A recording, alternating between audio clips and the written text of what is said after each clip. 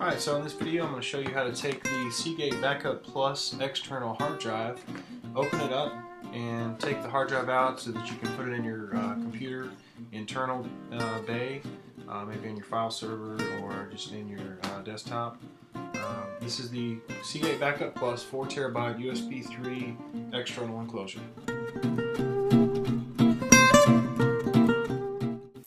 So let's get started here. Take off the seal for the box.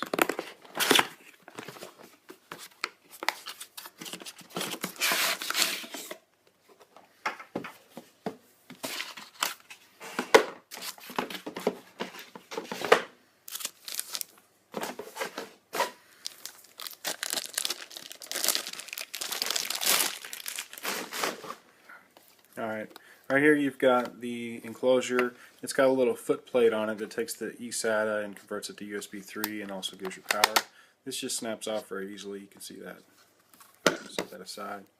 Alright, so what I like to do here is make it so that I can get the drive out as easily as possible without damaging the enclosure itself. In case I need to put the drive back in or use it for something else, or if I need to send it back in, I'd rather Seagate not know that I had taken the drive out. So you can see here, the only thing you have after you take off the floor plate is the SATA and the power connection here that was connecting to the floor plate. So what I like to do, I like to use guitar picks. I've got about 7 or 8 of these that I can use so that I can take out the enclosure, take the enclosure off without damaging the drive inside. Start at the little gap at the top where the Seagate logo is. Just going to stick a guitar pick in there just to get it started. See that? And then just kind of work that in. You'll hear some pops. Run it down the side, like that, and then go back down the other side.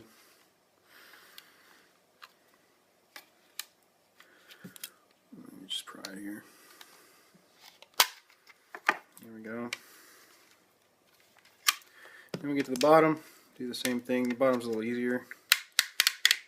Just like that. And done. No damage to any of the tabs.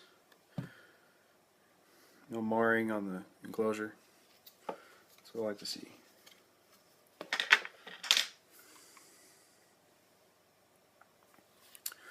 Now the hard part. So what I do is start on the front. You see the 4 tabs here. 4 slots and then 4 on the bottom. One thing to do, you should see a sticker at the bottom of the drive. It'll kind of give you a guide as to which way the top is.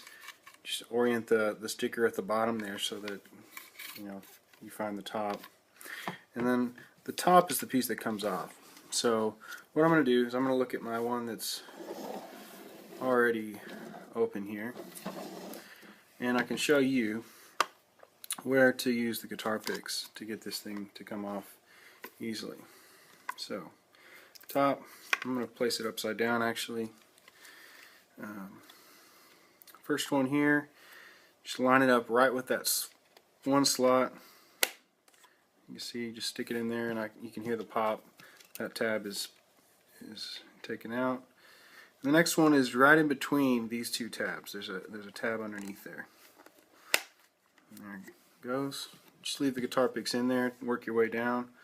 And the last one on the front here is just above, right there. May need to get that one in a little further. So here you can see there's my label for the serial number, and I'm working basically from the bottom down to the top. So let me work this one in a little bit more here. Sometimes you can also push in on the middle plastic. That'll be good for now. So we got those in there. Now I go to the bottom, take another guitar pick, and what I do here is that first one is right above the very first slot. You can see that first slot there. You're just going to slide it in there. Alright, that one came off pretty easy because I've already got this one in, which I just pulled out. Sometimes these top ones look these front ones will come loose as you work because you're widening that gap. The next one is, if you count from the top here, 1, 2, 3. It's in between the third and fourth, in between the two middle ones. There we go. And the last one's pretty tricky. Sometimes it doesn't come off at all, but I did get it that time. So now I've got basically half of this done, and any that I can go ahead and take these out. This one again hasn't quite popped yet. You can see that it's still pretty tight in there, and that's the same trouble I had last time. So let's move around to the back of the device. I'm going to flip this over, my guide here. Alright, now I've got a sticker here. The sticker's going to get slight damage to it, but it shouldn't be anything noticeable because you'll have to pull off part of that plastic underneath it. But from working from the top, if we count, I'm sorry, from the bottom, away from the label, if we count up 6 vents, 1, 2, 3, 4, 5, 6, it's going to be right there. And am I going right side? Yeah. So 1, 2, 3, 4, 5, 6. The tab is right inside there. See, I got it already. It's really easy. And then there's only 3 on the back here. The next one is 1, 2, 3, 4, 5 from the label. So 1, 2, 3, 4, 5. Place the pick in there. And I've actually already got it. That was easy. Alright. So run it down. You won't be actually able to run it all the way down because there's some other tabs in there that you don't need to pull off but will get in your way. Alright, so then let's see how we're doing here.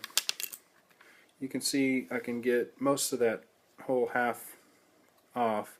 The only thing is this bottom section. So what I do here, I'm going to go back and work on this one on the front side, which is the front top. This is the one I had trouble with both times now.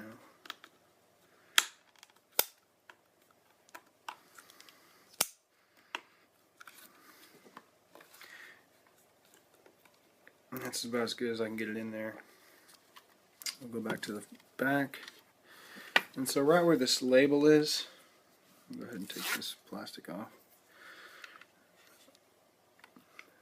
Basically the tab is right above the Seagate logo on the label. You can see there's a Seagate and then the logo. That's right where you want to stick the guitar pick to get that last one to pop. Again, the serial number sticker here, it's a little bit in the way. Let me see here.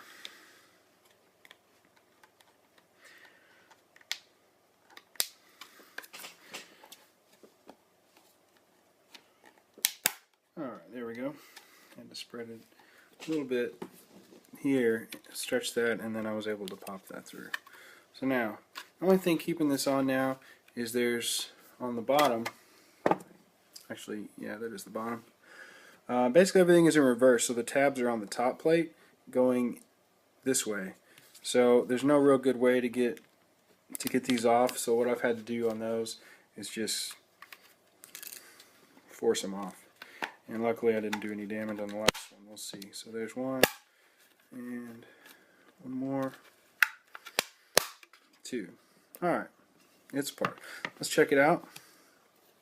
2 tabs here, all intact. You've got the main 2 tabs, and then you've got these 3 support tabs there.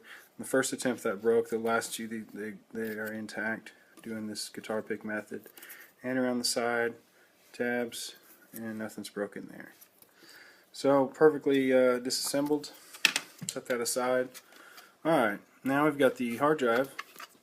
The only thing keeping it in here, don't shake it too much, but it should stay pretty secure.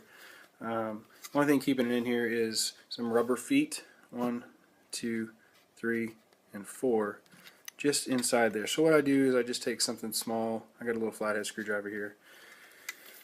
You've got the SATA connections here. Go to the other side, use these little vents, and there's a little place here that you can use to just push the drive up. You're just working against friction here with those rubber feet against the plastic. So all you do, once you get your hand on it, just pivot that all the way around, and it pops right out.